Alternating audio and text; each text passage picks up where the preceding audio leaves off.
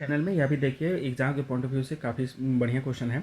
देखिए यहाँ ऐसी दो संख्या ज्ञात कीजिए जिनका योग 27 और गुणनफल है। ऐसी दो संख्या मुझे पता नहीं है, तो इसको हम लोगों ने मान लिया है। माना कि पहली संख्या x और दूसरी संख्या y है, ठीक है। तो प्रश्नानुसार पहले योग बोल रहा है तो x प्लस वाई का योग 27 है, गुणनफल दूसरा बोल रहा है तो x और y का गुणनफल कितना है 182। अब हम लोग यहाँ से लेकर चलेंगे समीकरण 1। देखिए इसलिए पहले हम लोग बना लिए हैं क्योंकि इससे क्या होगा इससे हमारा क्या होगा, समय की बचत होगी। और हमारा शॉर्ट वीडियो है तो शॉर्ट वीडियो में 3 मिनट से ज़्यादा नहीं लेता है, ठीक है। तो उससे पहले बनाना है हमको, इसलिए हमको ऐसा करना पड़ा, ठीक है। तो इसको मान लेते हैं समीकरण 3, या फिर समीकरण 3 मानिए, या फिर ऐसे करेंगे y का मान समीकरण 2 में रखने पर, ठीक है। तो समीकरण 2 यहाँ पर ले आते हैं, x गुने वाई बराबर 182।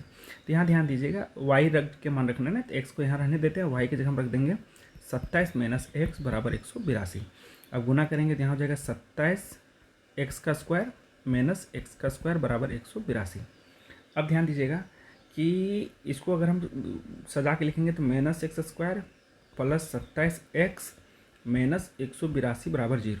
अभी माइनस को हटाना है तो माइनस को ले लेंगे कॉमन, तो यहाँ बच जाएगा माइनस 27x प्लस 182 बराबर 0।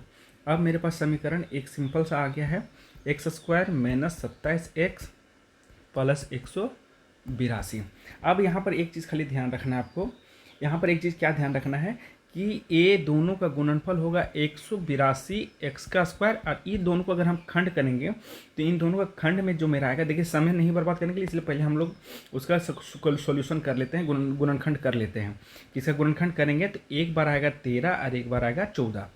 ये दोनों गुना करेंगे तो 182 हो जाएगा, और ये दोनों को जोड़ने के बाद मेरा आना चाहिए 27x। तो इसको क्या करेंगे, इसको भी माइनस में रख देते हैं, इसको भी माइनस में रख देते हैं, और यहाँ x कर देते हैं, यहाँ पर x कर देते हैं, बाकी एक्स स्क्वायर यहाँ प्लस 182।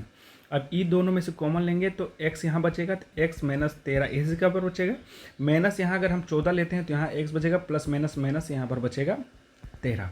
अभी दोनों में से एक कॉमन लेंगे तो x माइनस 13 और यहाँ x माइनस 14, ठीक है।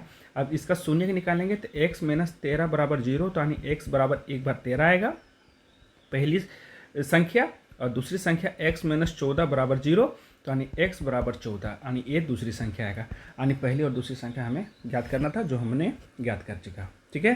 धन्यवाद। इसी तरह के क्वेश्चन पाने के लिए हमारे चैनल को सब्सक्राइब करें।